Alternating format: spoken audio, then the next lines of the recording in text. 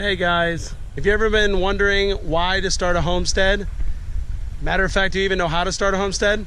Stay tuned to this video and we're gonna walk you around and show you some of the animals that we raise and give you techniques and ideas for helping you start your homestead journey.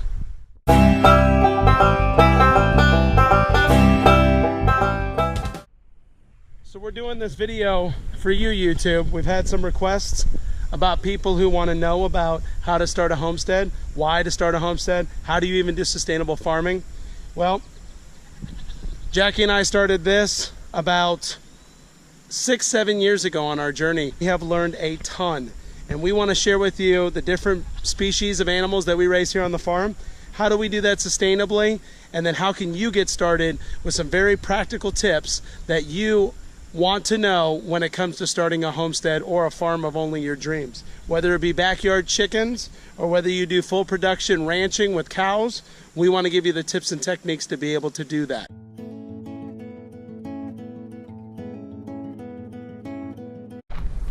I love it. It's the miracle of life. I'm going to go out and have Jackie show you that our little Swedish flower hatching eggs. Guys, it's already been 21 days. And so they are here. They're starting to hatch right now. So I'm going to have Jackie show it to you.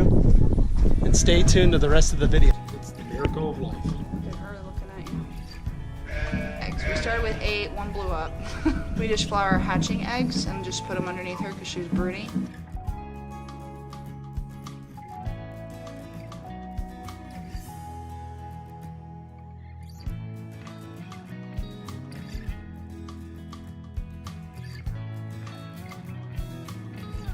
Sorry if I'm tapping the microphones on the cages. I'm just trying to get as close as I can without going in there.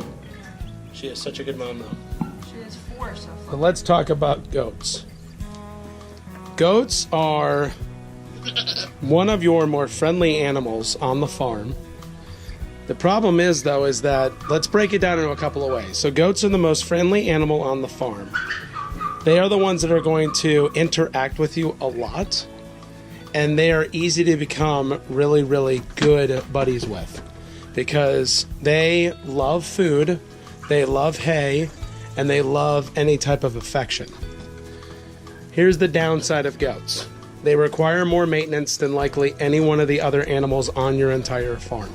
And that's not intended to scare anybody, it's just you want to make sure that you are very proactive when it comes to the raising of your goats. Goats are very susceptible to worms, by getting that from the pasture grass, so anything usually about 4 inches or less. If you're not pasture rotating, they are susceptible to worms. They are also susceptible to hoof issues, and the hooves on goats, they will change if the goat is pregnant, you know, like Squints here and Tootie here. They are both in milk. But once they become pregnant and then they have their babies and they're in milk, just like a pregnant lady, their nails are going to grow really, really fast. And so hooves are exactly the same way. And so you have to make sure that you have really, really good hoof maintenance. The thing that people will get, or people will say that their animals are getting, is something called hoof rot. And hoof rot is where their nails have grown over and they capture either some poo or some earth material, if you will, and then some bacteria is able to really grow in that little spot, and then unfortunately they start having some, you know, infectious whatnot happening inside of the hoof that can cause something called hoof rot. So, but all in all, goats are such a wonderful thing. Squints, by the way, does not like MJ yet. MJ needs to get bigger, so Squint stops ramming her like that. But honestly, goats are definitely some of the most fun, but there are ways that you can maintain them very easily. You just want to usually check goats like we do every single day. And then they will stay nice and healthy for you, give you lots of delicious, yummy milk, and be way too much entertainment for you. Just like Tootie here. Goats are a very messy animal in the sense that they are browsers. Browsers tend to only look for those little morsels of yumminess that they want to eat. The rest of it they will cast aside. So all of this alfalfa hay that you see on the ground is one of the goats' I don't know, this is probably their most delicious type of hay. They go nuts for this stuff. Thing is, though, is they don't normally like to eat the stems, so they'll just usually eat all around, get all the really yummy grass on it, and then drop the stems all over. What's cool about this, though, is that alfalfa makes great bedding for your gardens. And so we'll usually turn this right into the compost pile, turn it over, and then it'll make us really good compost for the next year. One other thing that you want to keep up with goats is you want to keep up with their minerals. This is a couple of different things. There's some kelp in here. We get our brand, it's the Thorvin kelp. And kelp is really fantastic because it is algae, and algae is really phenomenal for overall health. It's a detoxifier. It's a very nutritional supplement to give. We also have a goat mineral, which has a little bit of copper in it. Copper is fantastic for the coat of a goat. And then we have over here, if Squints lets me show you, we have some baking soda. One other thing that goats like to get is something called bloat. Bloat will literally make it look like the goat has swallowed a balloon. And MJ here, when she was getting used to, feed and not being on milk anymore, with mom, was getting a pretty decent bloat. Thankfully, that's just something like her rumen is getting ready to be able to process and ferment the food that she eats. And so her bloat is still a little bit there. You can see it in her tummy, but it's not nearly as bad. And the reason why I say all that is because the baking soda that we have right here acts as a neutralizer, because if you ever get a goat burp in your face, Jackie, tell them how wonderful it is to get a goat burp in your face. Most terrible smell ever. It really is. It's like literally like somebody, I don't even know. It's like somebody kind of threw like week old garbage like in your face. It's not the most pleasant smelling thing, but what that is that's the fermentation smell, because the way that a goat digests food is it goes out, it collects a bunch of grassy material that goes down into their foregut, where it turns into where it gets exposed to some bacteria. That bacteria starts fermenting it.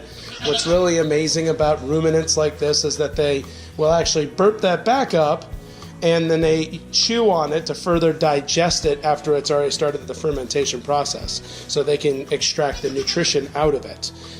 With that also being said, goats have to go through a series of 4 different stomachs, and that is a ruminant has to go through 4 different stomachs.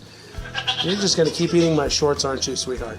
So as it goes through the 4 stomachs, each one does a different process, gets into the intestines, and then all the nutrition is actually absorbed into the material. And then the waste product's kind of great because it's all normally a nice vegetarian waste, and so it goes directly onto a compost again, and it makes the most beautiful black gold looking dirt in about a year with good turning and everything like that. So let's talk sheep. So sheep are another type of ruminant. My sheep have decided to leave, and they went back up the mountain. We're training them to go up our mountain to go browse up there because we're trying to rotate them through all of our pastures. But sheep are a little easier. They have a feed trough here that we can actually give them a little bit of grain when they're in milk, meaning that they've just had a baby. They totally eat regular hay. Sheep are not picky with hay at all. This is just what we call prairie grass. So it's just, long woody grass from the local area here, and we just have it cut, baled, all that kind of thing, and they will absolutely eat this with no issues. They too have a mineral feed. This is a self kind of like filling, so it's like a gravity fed, if you will, mineral feeder. They have Thorvin kelp in there as well, but then they have a mineral that does not have copper in it. Goats cannot process, sheep cannot process copper, and copper can actually become toxic inside of a sheep, and so you want to watch out for the amounts of copper that your goats, or your sheep get.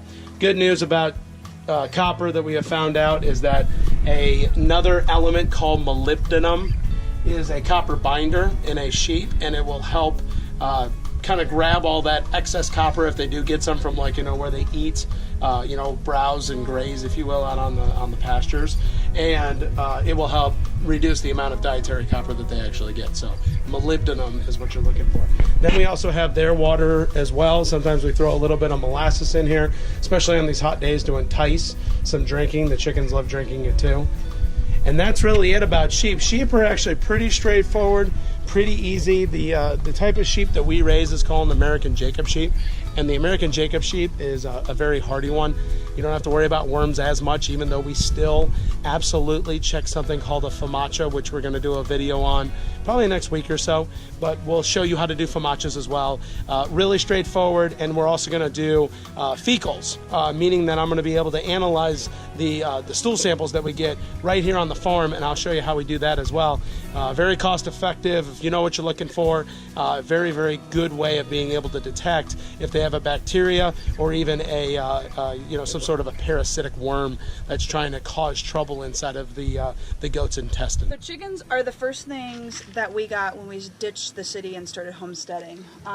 You can get chicks very, very cheap from hatcheries, and so one of our favorites that we've had a lot of success with, very few of the chicks die, is McMurray. We'll link in the description below. And McMurray Hatchery, you can pick out whatever chicks you want. I would recommend, if you think that you're going to need chicks every single year, to stick with one breed each year. We made the mistake of like getting a rainbow of chicks, which is great if you're going to have a smaller amount of chicks, but if you're going to have quite a few chickens, then that way if you stick with the same breed, you know what year you're on and you know how old they are. So chickens require very little. They're easier than dogs or cats. We stick with heritage breed chicks that lay really good eggs. And so our favorite chicks and chickens are Australorps, black Australorps, Rhode Island Reds. We're trying out Swedish Flowers and Barnevelders this year. And then we have some Icelandics, which are a landrace heritage breed as well. So we kind of know what year we're on with them, and it makes it easy for raising them. But you want to average about, you're going to get about a day, every day you're going to get about 1 egg per chicken in the peak of their laying.